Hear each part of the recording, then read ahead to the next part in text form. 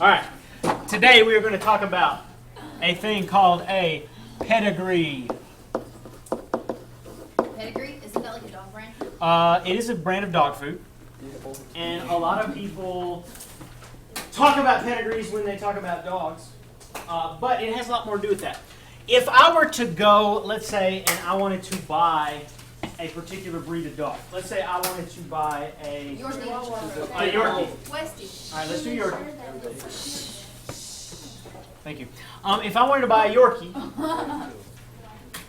would that dog be worth more money or less money if it was only half Yorkie and half something else? Less. It'd be less.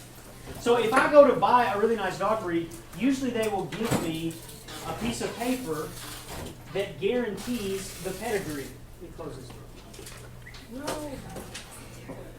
What they mean by that is I'm buying this dog and they are promising me that this dog is 100% Yorkie. That means that its parents were both 100% Yorkie and their parents were both 100% Yorkie. Okay? So when we're talking about a pedigree, what we're really talking about is a family tree.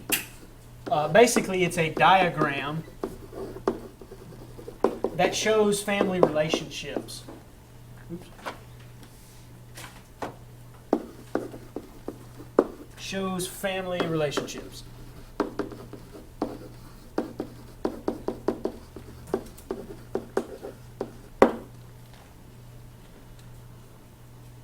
So we use pedigrees. In biology, we use them to study particular traits, genes, because we all get our genes from our, and they got theirs from their parents, and they got theirs from their parents, and so forth and so on. Now, in terms of medical reasons, and especially thinking about diseases, one person tell us, why is a pedigree important? Yes? So now if you reproduce, like you'll have a baby, it's more likely to have Down syndrome or something. Right. We can look at a pedigree, we can look at our family history, and we can determine what might our children be like. What chances might they have of having a particular disease or disorder? So all we're going to do today, everything that we're going to learn today, we've already seen. We're going to be dealing with dominant traits, we're going to be dealing with recessive traits, and we're going to be dealing with sex-linked traits. We've studied all those. We just haven't studied them in pedigree. All a pedigree is just like working Punnett squares. It just looks a little different. Okay? So first thing we're going to do, all diagrams are going to have some type of key. What is a key? What does a key show us on a map or a diagram? It shows you what is what. All right, it tells you what's what. So we're going to start by drawing what our key is always going to be for pedigrees. We will be using circles and squares when we draw a pedigree. And they're always going to mean the same thing. Circles will always be females. There's my little symbol for female. And therefore squares will always be male. And there's my symbol for male. You know, that's kind of weird. You would think the other symbol would be female because it's more like squishy. I don't know. I didn't make them up. But so we use circles for females, squares for males. Now, if a person does not have a trait, so say we're looking at a dominant trait. For example, let's say that we're going to do a pedigree for Huntington's disease, which is a dominant trait. If somebody is not shaded in, that means they do not have the trait. So we could say they are not, let's think of a good way to say it. Let's just say they do not display trait. If they're shaded? If they are not shaded. So the way I've drawn these up here, these are empty. I haven't shaded them in, so they do not display the trait. And when I'm talking about display the trait, I'm talking about phenotype, the external, the physical appearance. So that they are not going to show this disease. They're not going to have this disease. We don't have to just study diseases with pedigrees. We could study other traits. We could do eye colors. We could do, if we were doing Mendel's pea plants, we could do flower color, however we want to do it. So again, this would be a male that, or males that do not show trait. So if I shade somebody in, let's say I have a circle and it is shaded in, what does that mean? It displays the trait. All right, that means it is a female that shows the trait. How do we know if the trait is dominant or recessive? If it's filled in, like, if it's half filled in or whole filled Genotype. No, we just have to figure that out from the pedigree. Okay? Whether it's dominant or recessive has nothing to do with whether they're shaded in or not. If somebody shows the trait, they're shaded in. If they do not show the trait, they're not shaded in. It's as simple as that. So if I want to do a male that shows the trait, I could do a square shaded in. So that's going to be a male that shows the trait. Now there's one other key that we're going to use, and it will only ever be this way. We will only ever have a circle that is half shaded in. Can anybody think of what type of trait that would be and why it's only females? Yes? It's heterozygous and it's only females because females can be carriers. Okay, but what type of trait is it? Is it a dominant? Is it recessive? Is it, Because it's half full. all right, it's recessive. Is it autosomal or is it sex linked? Sex linked. So this will be a carrier, and this will be a sex linked, in particular an X linked, because it's on what chromosome? On the X chromosome. And that explains why you'll never have a guy carrier, because guys only have one X, right? They've either got it, like if it's color blindness, they're either colorblind or they're not. They can't be a carrier.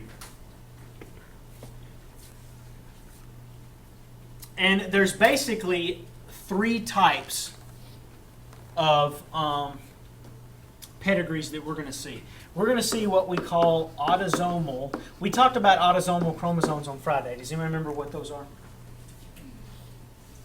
We talked about autosomal chromosomes, and we talked about the X and Y, which we call sex chromosomes. So autosomal, if you remember, are just the non-sex chromosomes. How many chromosomes do we have? 46. How many pairs do we have? 23. One of those pairs is sex-linked, and 22 of them are autosomal. Right? So we have autosomal dominant traits. And this will make sense in a second. The way we know what they are is they show up in each generation. So they're going to show in every generation. And I'll explain what that means when we draw our first pedigree here in a second. We could also have autosomal what? Recessive. We could have autosomal recessive.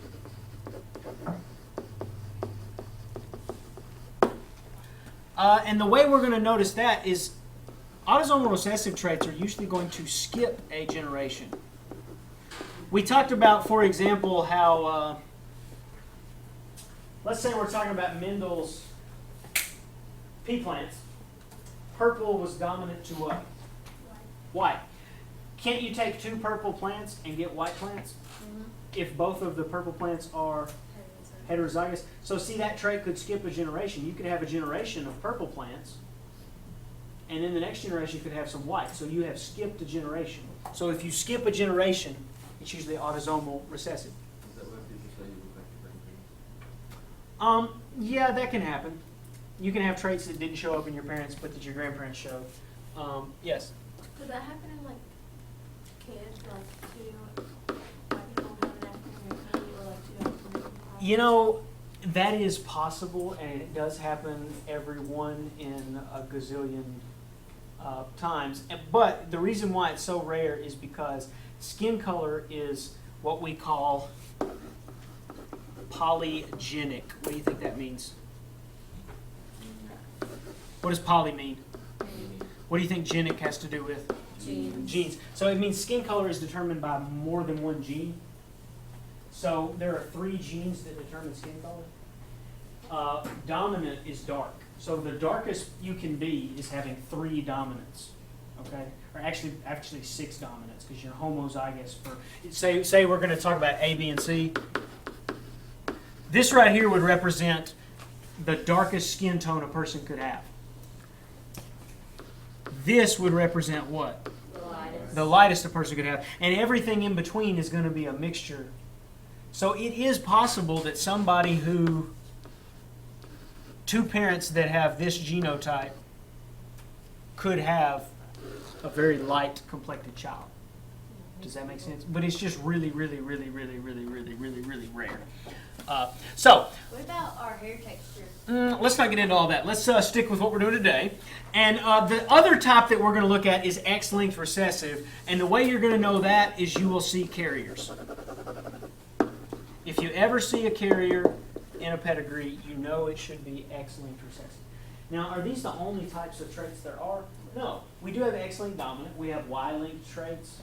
But we're not going to study those because these are the main ones that we see. All right? So, autosomal dominant, autosomal recessive, and X-linked recessive. So let's draw our first pedigree. I'm going to start with a female and a male because in terms of sexual reproduction, that's just the way it's got to be. And I'm going to put a line between them, and that is going to represent a marriage or a mating. If we're talking about people, we usually talk about things in terms of marriage, but if we could also do pedigree for dogs and cats and stuff like that. And so we could just call that a mating. These two individuals had kids.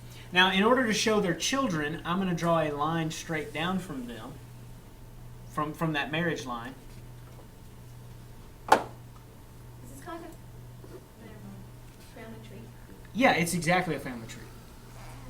And then I'm going to draw their kids. So let's have them 4 kids, a girl and 3 boys. That's a good.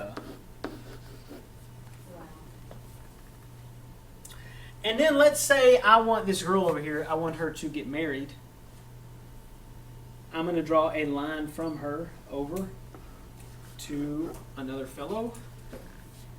And then let's say they have a little girl like that. So this is what a pedigree will look like.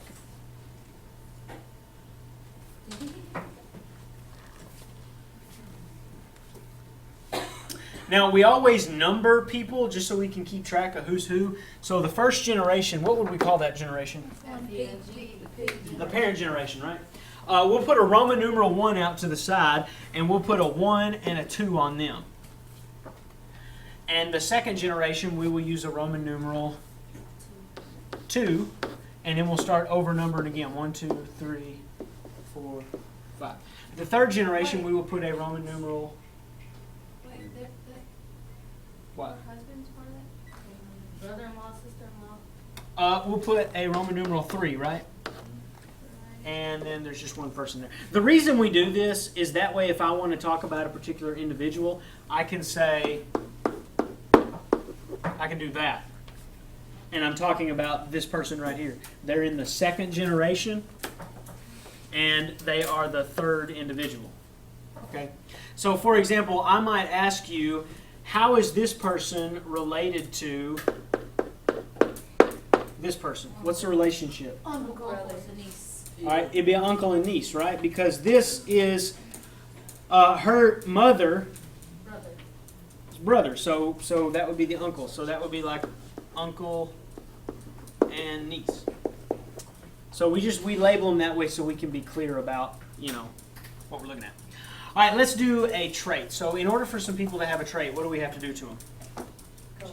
We got to shade them in. So what I'm going to do is I'm going to shade in this guy right here.